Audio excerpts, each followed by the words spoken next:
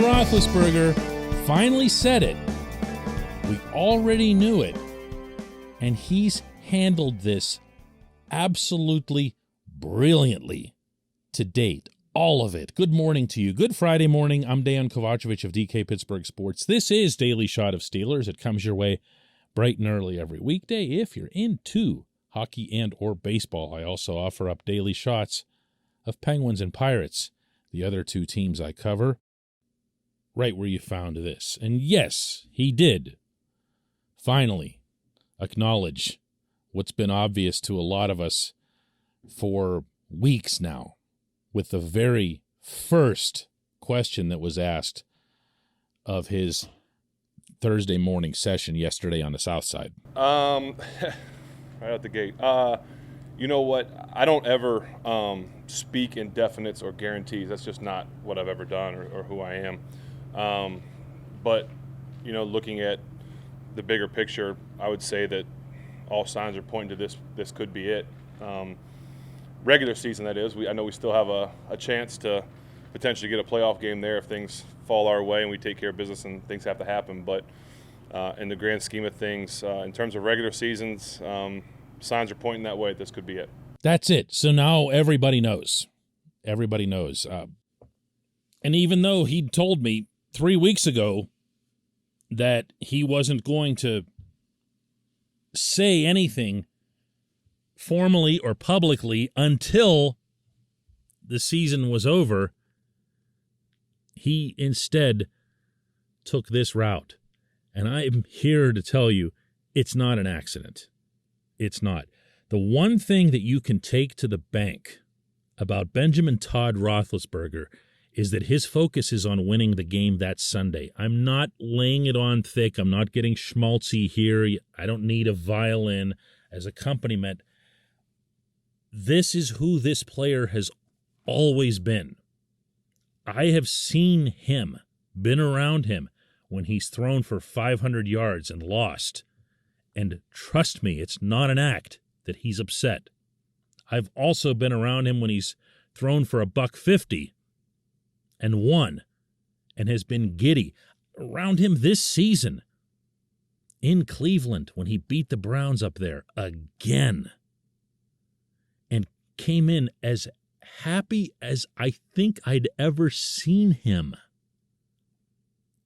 Beaming, telling all of us in that room how he'd just gotten done advising his young offensive linemen to soak in that feeling of what it's like winning in a road AFC North stadium and to never let it go, to cherish every one of them. He wasn't talking about them. He was talking about him. I mean, he was sharing the feeling. I don't doubt that it was genuine, but he was talking about him.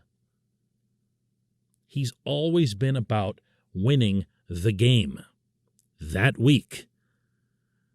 Whether that's something that's inherent in his own DNA, whether that's something that he got from Mike Tomlin, who is like that incessantly, no matter what you think of Tomlin as a head coach, short-term or long-term, however far back you want to go, you can't reasonably deny that he is focused on that week's game and nothing else. That's the mindset here. That's the mindset, I believe, that led Ben to walk up to that microphone yesterday outside the Steelers practice facility and say those words that you heard, because he's looking to win that game. Meaning, of course, Monday night against the Browns.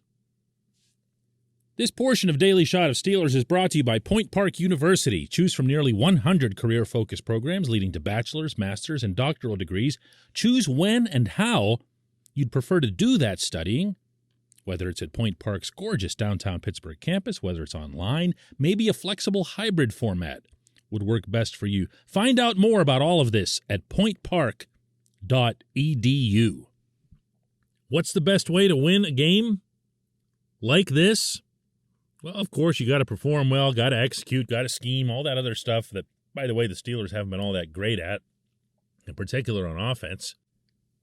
but it's also to want it more. It's also about being more dogged, more diligent, knocking the other guys on their rear ends. Something this team, in particular, this offense and this offensive line haven't done at all, except on a couple of occasions over the course of this strange season, where they've been embarrassed, they've been challenged, and they've gone out and at least blocked with a purpose. Green Bay is the game that sticks out for me, believe it or not. I know what happened up there, but I also know what I saw from that line. There was a real push. That's what's needed here. Something extra is needed. The Browns, right or wrong, see themselves as coming into Pittsburgh battling for a playoff spot. Mathematically, of course, that's justified.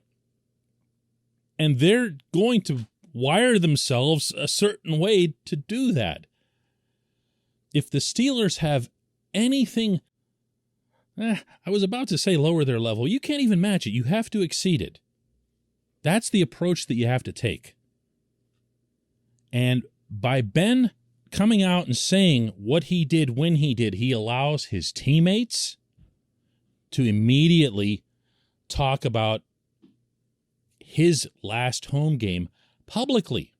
He allows them to verbalize that to the media instead of just to each other. He allows them, and some of these guys did that yesterday, in talking openly about, what Ben Roethlisberger's meant to them. This was Ray McLeod, who was outstanding, by the way, on this subject.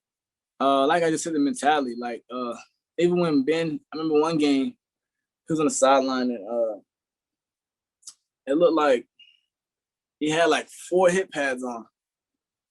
And at the game before that, I think he had a bruise going from his knee all the way up to almost his rib from his hip. And I remember he didn't practice all week. He couldn't tie a shoe or something. And he went into the game and took every hit that came his way, never complained, and he came sideline, next series. And just that mentality of do whatever it takes. And I think that makes him who he is. That's what they've seen. That's what they've experienced on the inside. They've seen and experienced him being banged up and him being in positions where he could have not only complained, but also, stood on the sideline and collected a paycheck. He'd have gotten paid either way, and he could have justified it. Look, I'm getting killed behind this garbage offensive line. I'm going to stand right here and wish Mason Rudolph well. He didn't do that. He's still not doing it. He's about the send-off.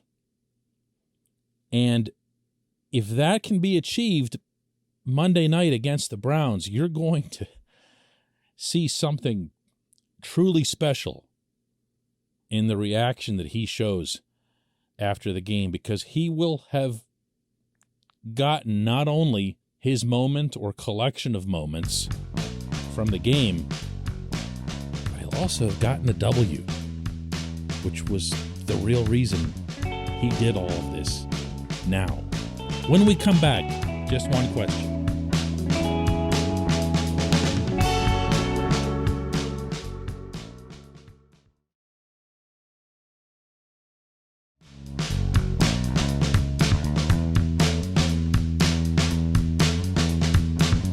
Welcome back. It's time for Just One Question, and that's brought to you always on this program by the personal injury law firm of Luxembourg, Garbett, Kelly, and George.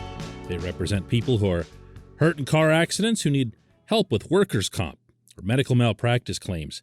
The attorneys at LGKG pride themselves in doing what they say they're going to do. It's important to them that when they make you a promise, they keep that promise. And this law firm has been keeping promises in our region for over 80 years. LGKG has offices in Cranberry, Newcastle, Beaver Falls, Butler, and Elwood City. Learn more about them at lgkg.com.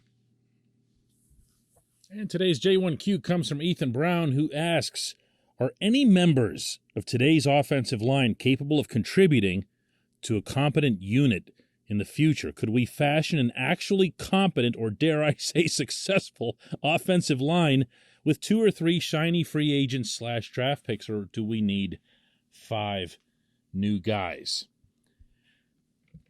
Ethan, what the Steelers would want, you would hope, is to build a rock-solid offensive line left to right in a similar pattern to the way the last one was built. But to do that, you do have to invest in the draft.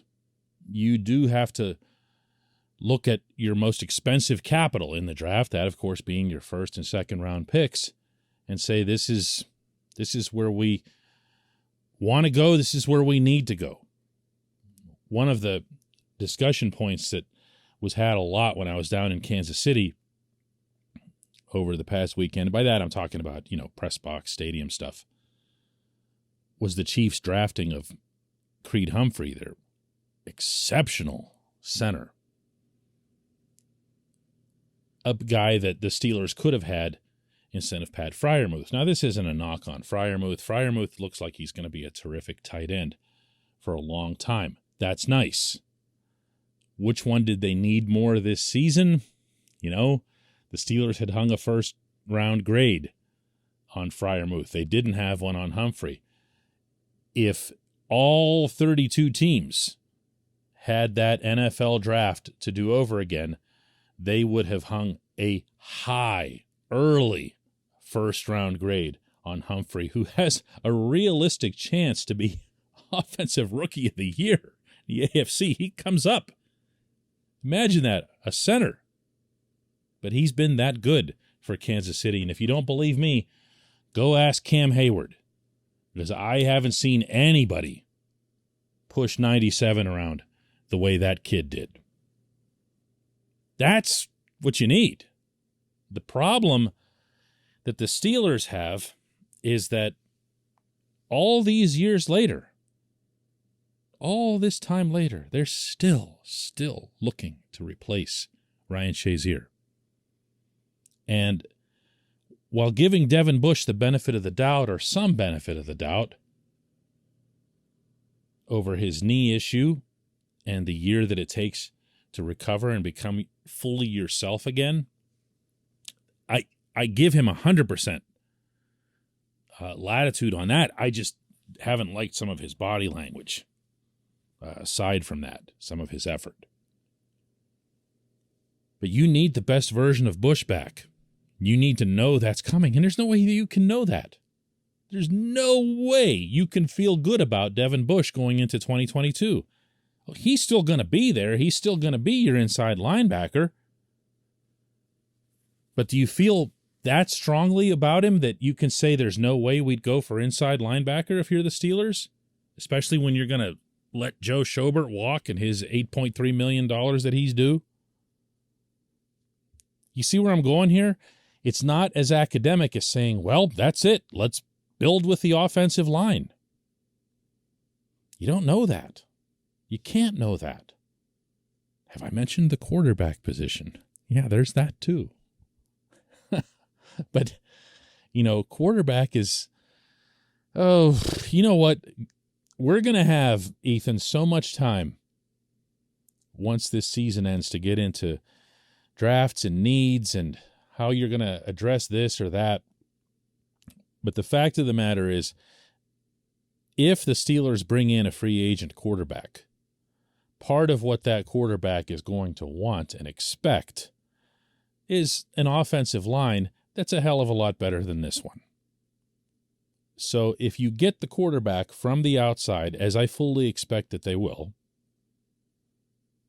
and you invest a first-round, second-round pick, or whatever it is, in the line, and you better hit on both of them, then you might be on your way. Because to go back to answering your actual question, how many members of today's line are capable of contributing to a competent unit in the future? I have faith in Chuks Okorafor. I don't think he's been great this season, but I think he's been good. and I think he should stay at right tackle.